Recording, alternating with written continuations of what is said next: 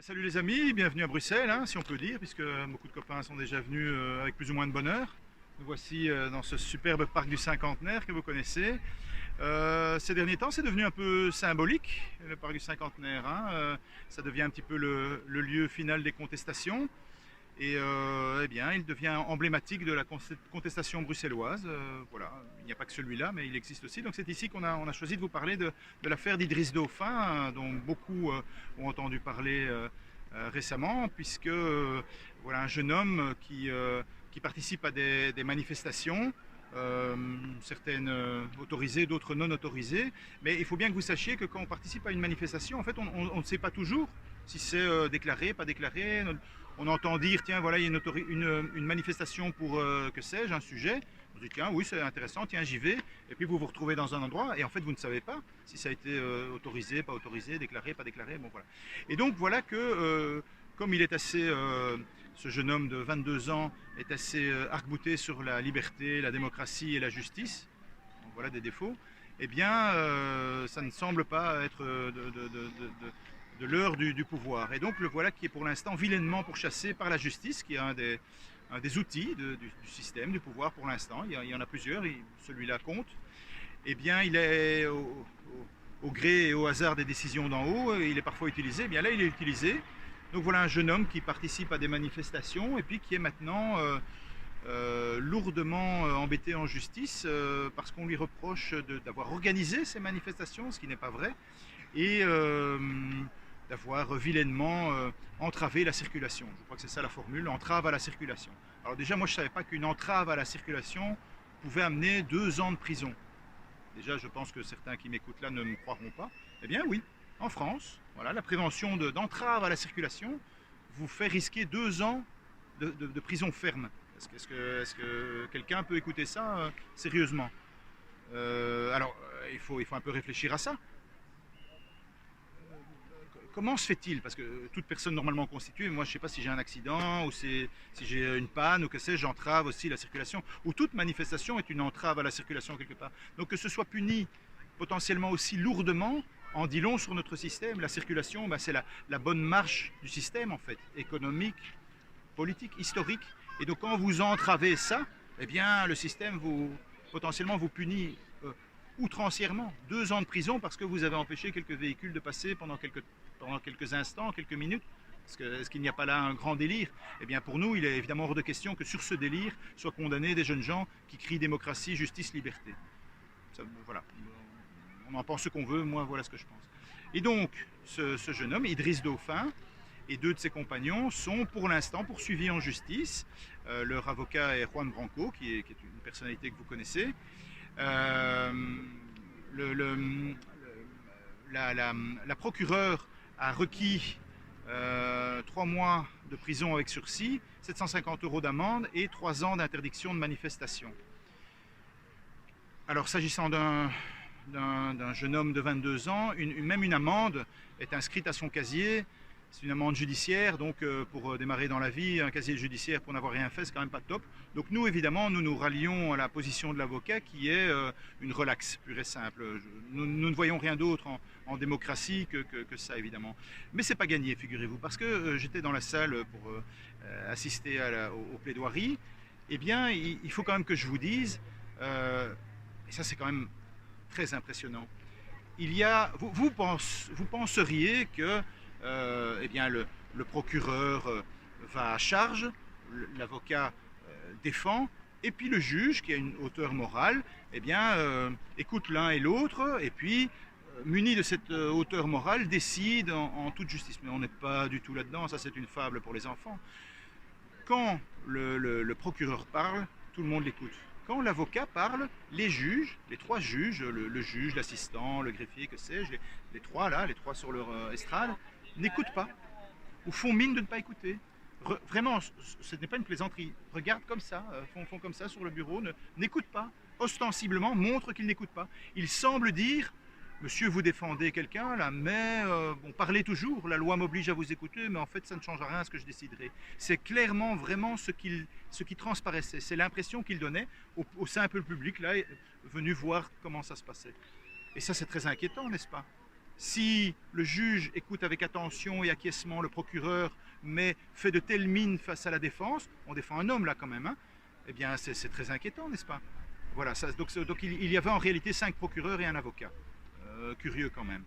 Alors, nous sommes inquiets, parce que la justice étant ce qu'elle est, c'est-à-dire rien n'a changé depuis pas mal de siècles, hein, on assiste à du Daumier, là, hein, allez voir les caricatures de Daumier, eh bien, elles n'ont de caricature que le nom, elles sont en réalité une peinture assez juste de la chose.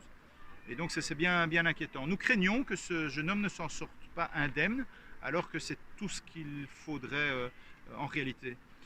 Donc nous vous invitons à plusieurs choses, hein. Nous vous invitons à penser à cette affaire-là, à penser à ce qu'est la justice dans nos pays. Et les Gilets jaunes veulent la justice fiscale, la justice salariale, la justice sanitaire, la justice sociale et la justice en justice aussi. On le dit depuis 3 ans. Eh bien voilà un cas, un cas. Donc on vous invite à réfléchir à ça, on vous invite à penser à ça, à médiatiser ça, à en parler autour de vous. Cette affaire est emblématique. Faisons-en ce que le pouvoir veut en faire, à savoir une affaire politique. Eh bien banco, allons-y, puisque ce n'est rien d'autre que ça. On essaye de brider des manifestants. Eh bien, le peuple a son intérêt à ce que cela ne se passe pas aussi facilement que ça. Ou alors on va dans des relents dictatoriaux, ça ne nous intéresse pas tout simplement. Nous vous invitons aussi à venir à Vichy. Oui, ça ne s'invente pas, c'est à Vichy que ça se passe. Donc nous vous invitons à venir le 17 mars, en tant que simple citoyen, être présent quand il se passe des choses, quand il se passe des fêtes, vous y êtes, quand il se passe un carnaval, vous y êtes. Et bien quand il se passe des entorses à la démocratie, les citoyens doivent y être aussi. Être gilet jaune, c'est du fun, c'est de la vie, c'est aussi des difficultés. Voilà, peut-être y aura-t-il de tout ce jour-là, mais nous vous invitons à être là, nombreux et déterminés, car ce jeune homme a besoin de soutien. Et puis ce jeune homme, évidemment, c'est nous tous, hein. Idriss Dauphin, c'est vous, c'est moi, quoi. Hein. Idriss Dauphin, c'est un manifestant. Bien, je parle à des gens qui l'ont été, je crois. Eh bien, cette affaire aurait pu tomber sur vous. Et donc, défendre Idriss Dauphin, c'est vous défendre vous-même. Voilà. Donc, il faudra être là. Alors, la question de la manifestation autorisée. Donc, voilà qu'on contraint ce jeune homme à des infamies. Là, il faut savoir qu'on l'a chassé de l'Allier où il habitait dans l'après-midi, hein, ou en 24 heures, je ne sais plus les détails, mais en gros c'est ça, hein, pas plus de 24 heures. Donc il a là sa vie, ses amis, son appartement, son travail, que sais-je, et là, déjà, sous couvert de justice, eh bien on vous chasse de tout ça. Déjà, on se rend compte de la punition, alors que ce monsieur n'a rien fait si ce n'est manifester. Donc le sujet de la manifestation est bien intéressant, parce que ce qu'on lui reproche, c'est de participer ou d'organiser des manifs non autorisés. Bien. Alors il faut savoir qu'ici en Belgique, en 1830, il était prévu, dans l'euphorie de l'indépendance et de la révolution, parce pour toute révolution, il faut le petit peuple, évidemment. Et là, la bourgeoisie, ou les gens qui ont intérêt à acquérir le pouvoir nouveau, ont intérêt à caresser le peuple dans le sens du poil. Et donc, dans ces moments-là, on donne un petit peu des gages au peuple. Et donc, il y avait inscrit dans la Constitution de 1830 que les Belges pouvaient s'assembler, manifester, sans armes, bien sûr, de façon pacifique sans doute, mais sans autorisation préalable. Et puis, allez savoir pourquoi. Eh bien, depuis ce temps-là, les choses ont changé. Donc, il y a des gens qui ont cru bon de changer ça dans la Constitution. Alors, c'est bien confortable. Voilà des hommes politiques qui se prévalent de respecter une constitution qu'eux-mêmes ou leurs frères ou leurs parents ont concoctée à leur fin propre. Alors la constitution n'est pas une espèce de bien sorti d'un paix divin et qui nous contraint tous. C'est vraiment quelque chose qui a été concocté par des gens qui sont aujourd'hui les hommes politiques du jour avec leurs intérêts propres. Et donc, allez savoir pourquoi, ils ont changé ça. Donc maintenant, il faut faire une demande d'autorisation de manifestation.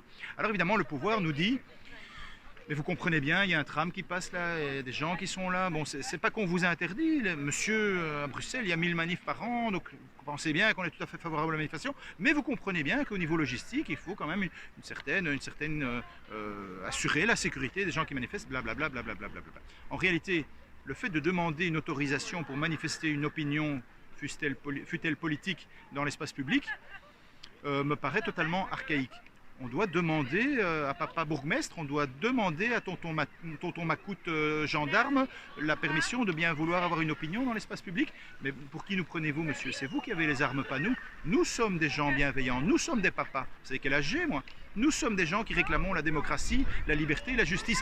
Peut-être, figurez-vous, qu'on n'en a pas tant que ça si on la réclame. Alors soit on est des fous, il faut nous le dire, c'est ce que vous nous opposez souvent. Eh bien non, non, nous sommes des papas inquiets pour, bien, par exemple, l'avenir de leurs enfants, car nous pressentons que le monde tel qu'il est concocté et qu'il se concocte actuellement ne va pas précisément vers plus de justice et plus de démocratie. Et donc c'est très inquiétant. Celui qui n'est pas inquiet par ça n'a rien compris. Et voilà pourquoi nous manifestons. Alors, chers amis hommes politiques, maintenant je m'adresse à vous. Vous savez, il y a 30 ans, on faisait des manifs, et de même qu'aujourd'hui, certains vous élisaient tous les 5 ans, et entre ces 5 années, eh bien, si vous décidiez d'envahir le Luxembourg, c'était votre décision. Si vous décidiez de supprimer les allocations de chômage, c'était votre décision. Et nous, le peuple, on n'avait pas grand-chose à dire. Et vous, vous prévaliez de la démocratie en disant « mais vous avez voté pour nous ». Et donc, eh bien, nous décidons. Et puis si vous n'êtes pas d'accord, monsieur, dans 5 ans, vous votez pour quelqu'un d'autre. Alors on s'est dit, bon, ok, d'accord, 5 ans après, on s'est dit, maintenant tu vas voir, je vais voter pour quelqu'un d'autre. Et puis il se fait que ces quelqu'un d'autre, finalement, étaient tout à fait les mêmes. Ils avaient un petit vernis différent, mais finalement, c'était en gros la même chose. Et sur les choses essentielles, ces choses infâmes se mettaient en place et demeuraient. Et puis 5 ans après, et comme ça, des décennies passent. Et la seule façon que le peuple avait d'avoir un certain échange, d'avoir une certaine perméabilité avec ce pouvoir qui se prétendait leur représentant, c'était la manifestation.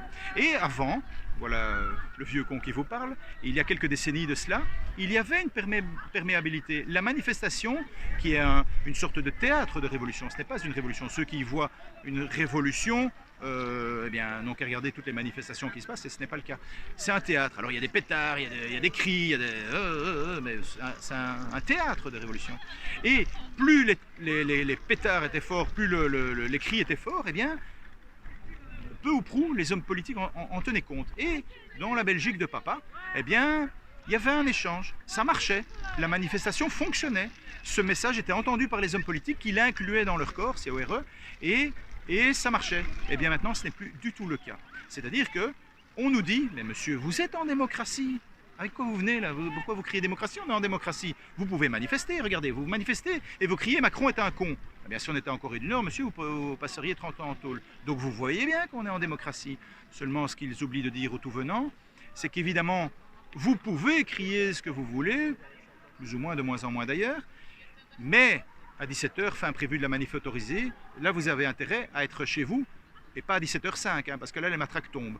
Donc la manif est autorisée pour peu et uniquement pour cela qu'elle soit stérile, qu'elle n'ait aucun effet et que le système continue en se foutant bien de ce que vous y avez dit pendant encore 2000 ans. Mais là il n'y a pas marqué connard ici, hein. Donc absolument pas, ce n'est pas ça le sens de la manif. Et donc si tous les 5 ans des personnes, soit les mêmes, soit leurs fils, soit leurs frères, soit leurs semblables, prennent des décisions qui ne sont pas dans l'avantage du peuple et que même la manifestation ne sert plus à rien, là nous devons parler du sujet de manifestation. Alors cette manif autorisée, ça n'a plus beaucoup de sens. Donc nous faisons des manifs non autorisés justement pour ça, parce que nous estimons que nous n'avons pas demandé la permission. Si on est en démocratie, nous n'avons pas demandé la permission. Alors nous sommes des gens bienveillants, civilisés, et donc venez, messieurs les policiers, venez de la même façon que pour les manifs autorisés, venez voir, constater que tout se passe bien. Si ce n'est pas le cas, intervenez, pourquoi pas. Mais c'est le cas, vous voyez. Donc en substance, il n'y a aucun sens. Et puis vous voyez que cette histoire de manifestation maintenant supposément non autorisée, permet, sur ce principe-là, de lancer des charges policières très lourdes. Je pense à la boum. Voilà qu'un bourgmestre décide d'envoyer des charges avec des chiens, des chiens, je veux dire des chiens, je parle de chiens, des chiens avec des chiens, quoi. Parce qu'il y a quelques rigolos parmi nous. Des chevaux, des forces policières, mais incroyables. Si vous ne le voyez pas, vous n'y croyez pas. Pourquoi? Parce que c'est pas autorisé. Parce qu'il y a 1000 jeunes dans un parc qui font la fête, ils mettent de la musique. Ah oui, c'est vrai, il y avait un rhume ou une grippe ou je ne sais pas quoi. Ouais. Je ne sache pas que ça a changé quoi que ce soit, le fait qu'on y soit ou qu'on n'y soit pas. Mais bon, soit. Voilà, donc le fait que cette manif n'est pas autorisée permet une intervention policière, mais a priori mayorale d'abord. On parle souvent des violences policières, mais que diable ne parle-t-on pas des violences mayorales, des violences du bourgmestre, des violences du maire qui les permet? Et donc, j'ai entendu récemment le bourgmestre de Bruxelles, donc le maire de Bruxelles pour nos amis français, à la radio, là, il y a quelques jours, et il disait, mais vous savez, la démocratie, d'abord c'est bien comique qu'un homme de pouvoir se pique d'expliquer au peuple ce qu'est la démocratie. C'est curieux, n'est-ce pas? Je crois que nous n'avons aucune leçon à recevoir d'aucun homme politique de ce que c'est la démocratie, nous en tant que peuple. Le vrai expert de la démocratie, c'est le peuple. C'est lui qui sait s'il y est ou pas, et non pas les hommes de pouvoir. Donc ce monsieur, malgré tout, n'ayant pas conscience de ça, ou alors en ayant conscience mais s'en fichant, nous expliquait sur les ondes de la RTBF, la démocratie, c'est permettre au peuple de la. Excellent, non? Donc lui, son sens de la démocratie, c'est, donc moi en tant que bourgmestre, je vais permettre ceci ou ceci mais pas cela et pas ceci, avec mes critères à moi et les critères de mon parti et les critères du bureau de mon parti ou de que sais-je. Mais c'est pas du tout ça la démocratie. Ces gens sont nos avoués, ces gens sont nos représentants, ils l'oublient un petit peu. Enfin, moi j'ai mis les plus grands doutes sur cette représentation, mais on en parlera une autre fois. Mais donc, ils sont nos avoués. Donc il y a là quelque chose de caduc dès le départ. Voilà un bourgmestre qui estime que pour telle raison il va ne pas permettre une manifestation, et donc nous tous ne pouvons pas manifester notre opinion à ce sujet, parce que le bourgmestre a décidé en son âme et conscience que ça c'était pas bien, c'était caca. Et donc nous, il est hors de question évidemment de rester dans son divan à regarder Hanouna, ce qu'il aurait préféré sans doute. Donc nous, on fait quand même une manifestation pour réclamer la démocratie, la justice, la liberté, parce que c'est toujours ça, ça tourne toujours autour de ça. Écoutez bien, allez voir, vous verrez. Eh bien, et là-dessus, donc, on envoie la police lourdement, puisque c'est pas autorisé, donc vous comprenez bien qu'il faut défendre la démocratie, et donc envoyer les charges policières avec toutes sortes de dégâts.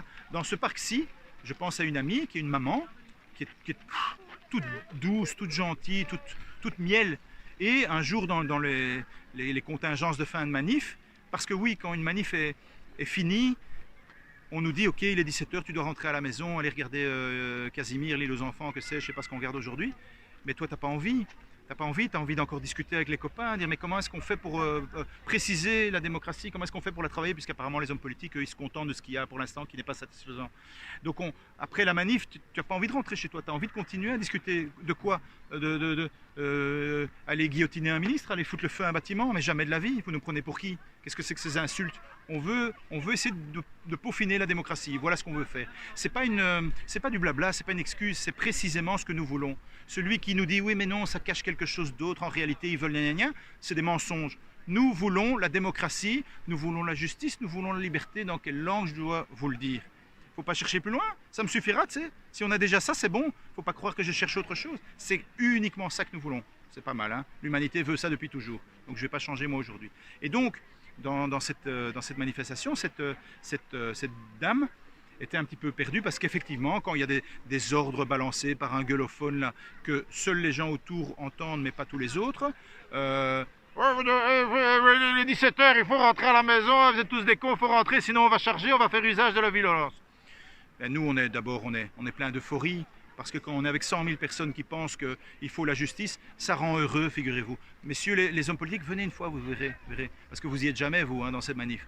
Hein, vous en parlez beaucoup, vous n'y êtes pas. C'est un petit peu comme les juges. Hein. Les flics, ils savent ce que c'est la manif. Les manifestants, ils savent ce que c'est que la manif. Mais les juges, qu'est-ce que vous en connaissez? C'était quand votre dernière manif, madame le juge? C'était quand votre dernière manif? Qu'est-ce que vous y connaissez à la manif? Et c'est vous qui allez juger? Qui êtes-vous pour juger? Qui êtes-vous pour juger? Quelle est votre plus-value? Soit, on en parlera une autre fois. Et donc, ici, dans ce parc même, voilà une fin de manif. Et la vilaine, elle ne veut pas rentrer à la maison, elle veut encore discuter avec les copains. Et voilà qu'un nuage toxique l'envahit, elle est perdue, hein, les gaz lacrymogènes qui sont une arme chimique, hein, il faut appeler un chat.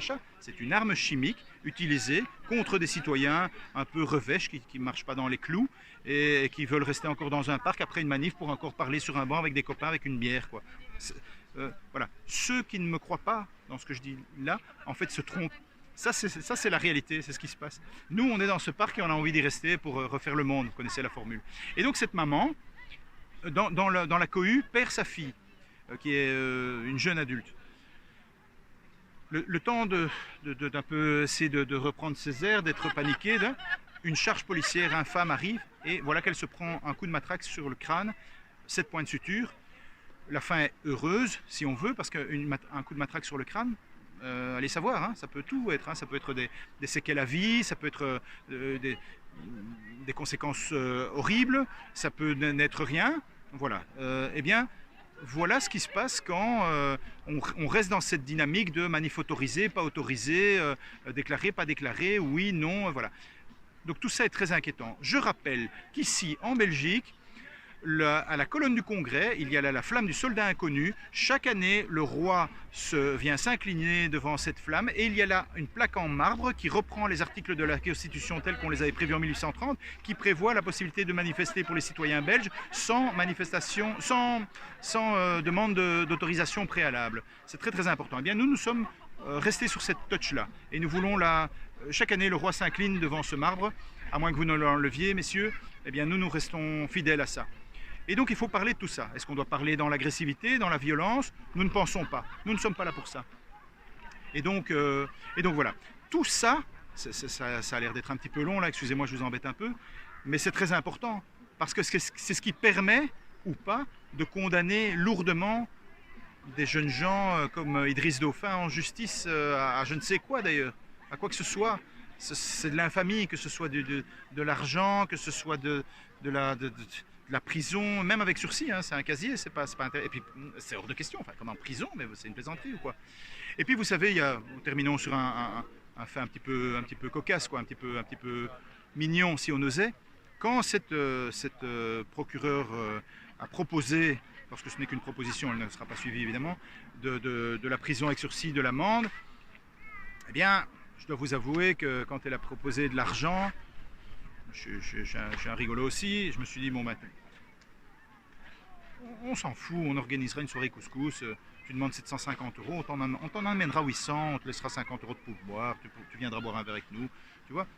Bon, la prison avec sursis, on s'est dit, merde, il est hors de question que ce gars fasse une seconde en tôle, donc bon, sursis. Et puis elle a dit, 3 ans sans manif. Et là, il y a eu un mouvement dans la salle, véridique. Les gens n'en pouvaient plus. Et ils ont dit, ah ça non, hein. Pour vous dire à quel point notre sincérité.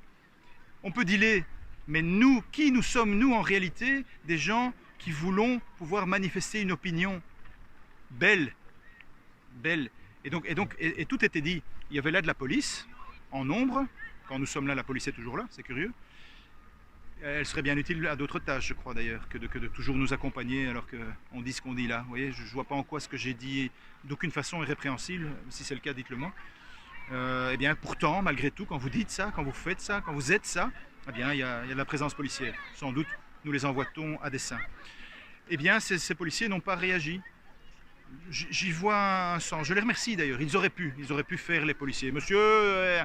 non, absolument pas. Il y a eu un mouvement comme ça, vous voyez, intuitif, hein, sincère, spontané. Ah non, hein, 3 ans d'interdiction de manif, non mais ça va pas. Donc voilà, tout est dit. Donc je vous invite, pardon, j'étais un petit peu long, excusez-moi, mais je pensais que ça valait la peine.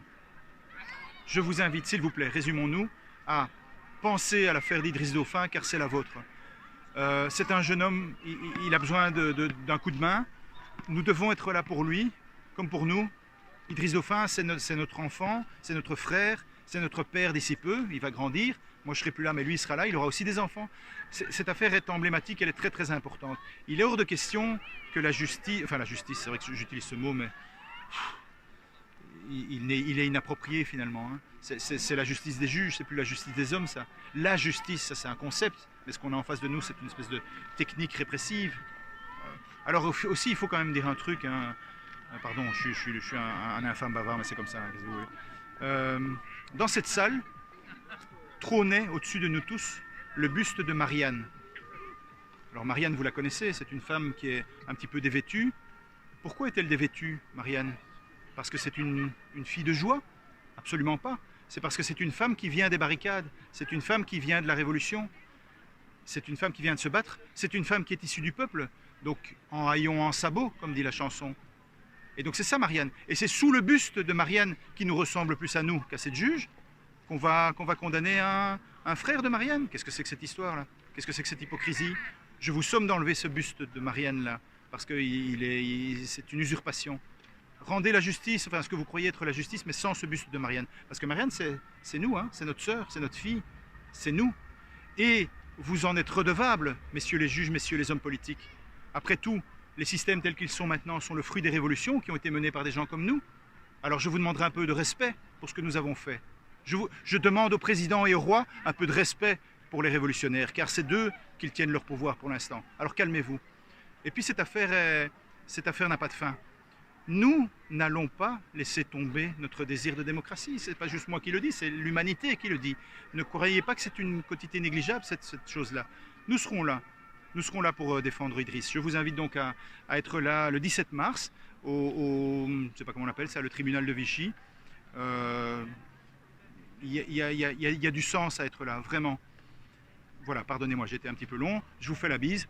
Vive les Gilets jaunes. Les Gilets jaunes avaient raison. Les Gilets jaunes ont raison. Les Gilets jaunes triompheront. Pas que, hein, pas que le peuple, quoi. Mais en lui, le peuple, aussi les Gilets jaunes. Je vous embrasse, les amis.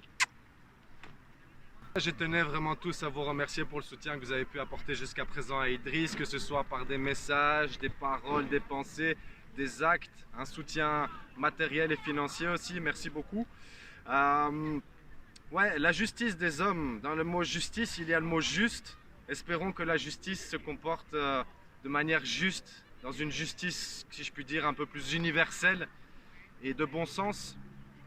Et j'aimerais aussi rappeler, comme il a déjà été dit, que Idriss est un jeune d'une vingtaine d'années qui est très gentil, très doux, qu'on accuse à tort de certaines choses, avec un dossier extrêmement faible et qu'on essaye de faire un exemple avec quelqu'un de très gentil et de très doux. Donc on compte sur votre soutien. Venez à Vichy si vous avez l'occasion de pouvoir venir le 17 mars. Et n'hésitez pas à envoyer aussi des messages de soutien à Idriss, ça lui fera très plaisir je pense. Nous on continue, on lâche rien, le combat continue. Et je pense aussi, bon peut-être pour certains ça va paraître un peu licorne bisounours, mais envoyer aussi des pensées de paix, d'amour, envoyer des visualisations comme quoi pour Idriss ça se passe super bien et qu'il lui arrive que ce soit un verdict avec 0 francs à payer, zéro interdiction de manif et 0 sursis de prison. Normalement, il ne devrait rien avoir. Déjà qu'il ait eu autant de mois interdits de sa région de vie, c'est quelque chose de déjà scandaleux. Que du jour au lendemain, il ait dû quitter sa région, c'est déjà un truc de fou. Donc voilà, on va rester pacifique, ancré dans l'amour, la joie, mais avec fermeté aussi, parce qu'à un moment, il y a des choses qu'on ne peut pas laisser passer. Et là, ça va trop loin. Donc voilà. Merci pour votre soutien et n'hésitez pas à soutenir Idriss avec le cœur, beaucoup d'amour. Je le répète, n'hésitez pas à envoyer des pensées, des visualisations comme quoi tout se passe bien. Si vous n'avez pas l'occasion de pouvoir venir sur place, je peux vous garantir que c'est des énergies et un soutien très précieux. Donc merci beaucoup